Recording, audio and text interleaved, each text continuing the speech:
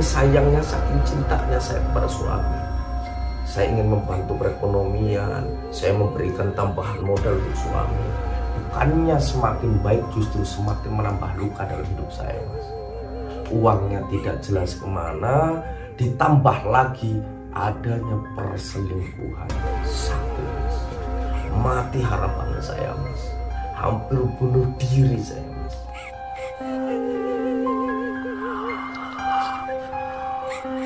Assalamualaikum warahmatullahi wabarakatuh. Selamat malam, jumpa lagi bersama saya Mas Gun Bancang. Doa terbaik untuk teman-teman semuanya, semoga sehat selalu, panjang umur, rezekinya lancar, berkah lumintu. Malam hari ini ada yang berbeda, namun masih tetap sama dengan beberapa kisah-kisah nyata. Tentunya datang dari beberapa klien dan pasien saya.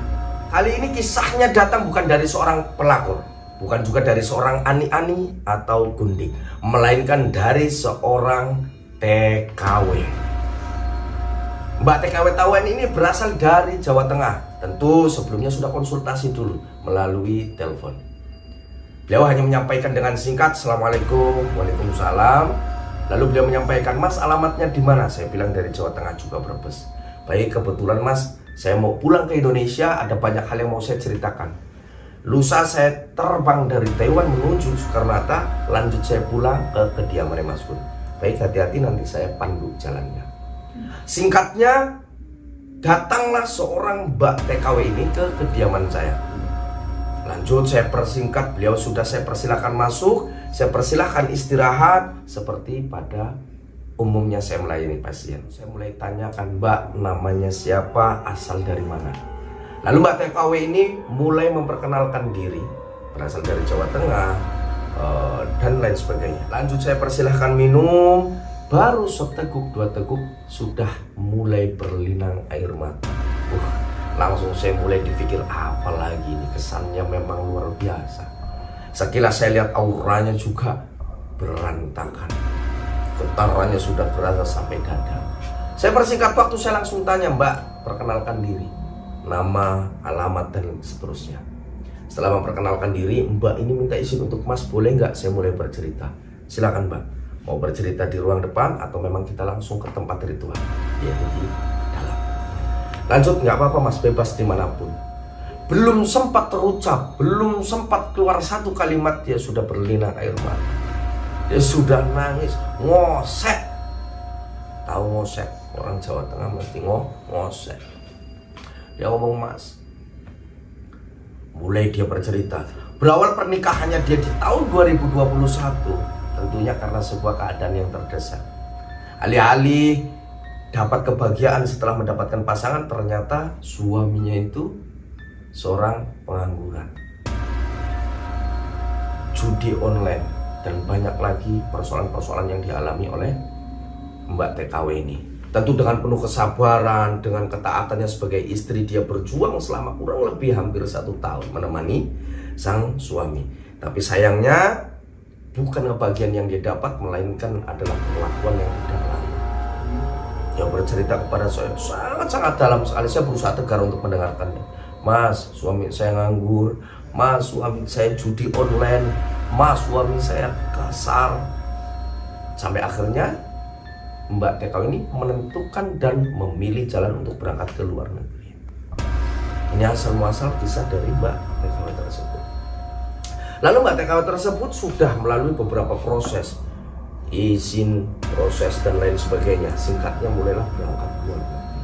Tentunya dengan tujuan yang sangat mulia, memperbaiki keuangan, memperbaiki perekonomian, membantu suami, memperbaiki semuanya lah, tentu dengan diiringi dengan cita-cita yang sangat luar biasa.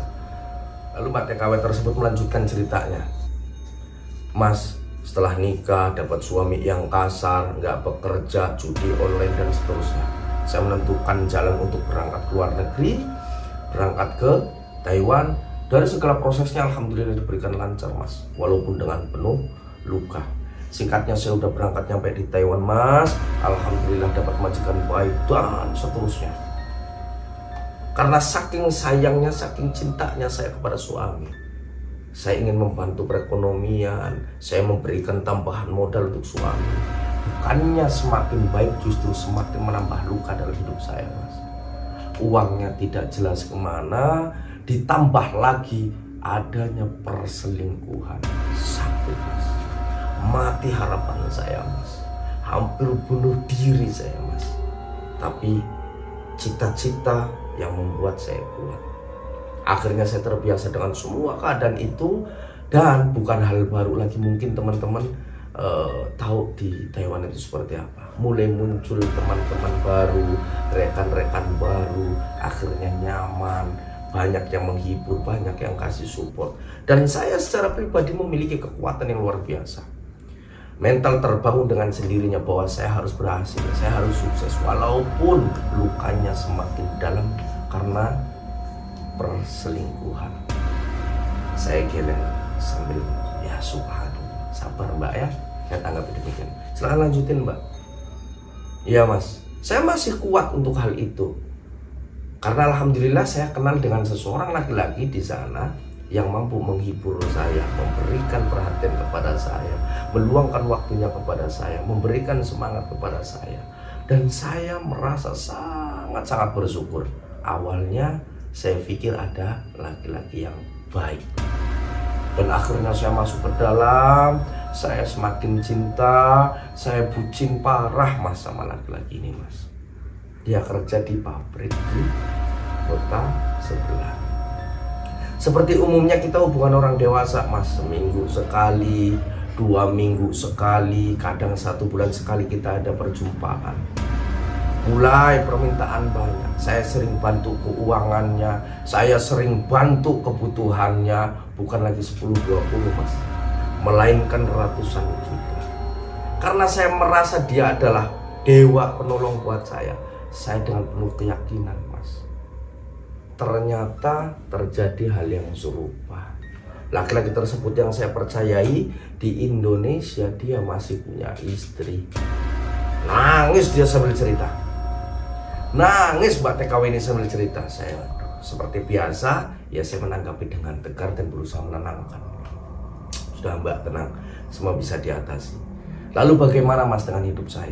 Saya pun ini enggan pulang ke rumah mas. Saya pun langsung datang ke rumah mas. Saya masih belum siap ketemu dengan suami mas. Saya masih belum mau ketemu dengan dia mas. Hati dan pikiran saya dengan lelaki yang saya kenal di Taiwan mas. Saya benci dengan suami yang di rumah mas, tapi cerai pun nggak bisa. Uang saya habis mas, uang saya ludes mas dibawa oleh pacar saya. Sedikit bernada rendah saya bilang, Mbak status masih istrinya dan punya pacar. Sekarang singkat saja Mbak, Mbak mau seperti apa? Apa yang bisa saya bantu? Dia menjawab dengan tegas walaupun dengan penuh tangisannya. Saya ingin bercerai dengan suami mas, tapi kali ini saya benar-benar merasa takut. Nggak tahu kenapa tiba-tiba setelah saya menginjak tanah air, setelah saya menginjak Indonesia, saya kok merasa muncul keraguan mas. Atau barangkali mas bisa kasih saran yang baik untuk saya bagaimana agar hidup saya lebih benar, agar hidup saya lebih tenang. Selain daripada itu, saya juga merasakan banyak keanehan dalam diri saya mas. Setelah saya ketahuan oleh istri dari pacar saya, saya bilang rumit sekali mbak. Saya bilang demikian. Namun saya tetap menguatkan, dah tenang aja, saya tetap akan bagikan solusi dan saya bantu atasi ini. Baik, kalau memang sudah demikian, disingkat saja obrolannya mbak. Silakan ayo ikut saya masuk ke ruangan. Kita mulai ngobrol, kita mulai analisa, kita mulai ritualnya. Baru nanti saya akan lanjutkan untuk menjelaskan kepada mbak. Singkatnya kita mulai masuk ke ruangan. Seperti biasa saya bakar dupa, baca japa mantra, baca doa untuk meneliti, untuk menganalisa lebih jauh lagi. Dan lagi. Di sini bukan tentang perselingkuhan lagi. Di sini bukan hanya sekedar pengkhianatan, tapi sudah masuk ke ranah guna pelet santet. Dari mana asalnya? Yaitu dari istri pacar Mbak TKW tersebut. Dan dahsyat sekali, bukan hanya itu, sang suami yang ditinggalkannya itu juga sempat melakukan ritual pelet untuk mengikat batinnya untuk mengikat sukmanya sehingga tidak bisa lepas dari ikatan suaminya. Ditambah lagi kiriman dari istri pacarnya. Saya menemukan banyak sekali aura negatif, hal-hal yang sangat luar biasa, mengerikan dan berdampak serius. Jujur saya dari awal sudah lihat dari Mbak TKW ini, mulai dari tatapannya yang kosong, banyak temuan ciri-ciri gangguan-gangguan sihir, gangguan-gangguan santet. Lalu secara tegas saya mulai menyampaikan kepada Mbak TKW ini tentang keadaannya. Mbak, ini banyak sekali aura negatifnya. Tentu satu dikirim oleh sang suami, yang kedua dikirim oleh pesaingmu, yaitu istri dari pacarmu.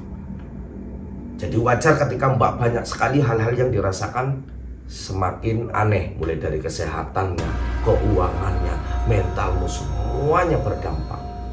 Iya Mas, semua itu saya merasakannya. Lalu bagaimana Mas, apakah bisa dibantu Mas? Sekarang saya menganjurkan untuk fokus saja dulu Mbak, untuk kesehatanmu, untuk kebersihanmu, untuk keselamatanmu. Selebihnya kalau nanti sudah tenang baru tentukan apakah kamu akan tetap melanjutkan dengan suami atau dengan orang baru. Baik Mas, saya ikut. Kita persingkat di sini, langsung saya dan beserta asisten saya menyiapkan beberapa perlengkapan, mulai pemandian, buka aura, pembersihan dan pengobatan lainnya.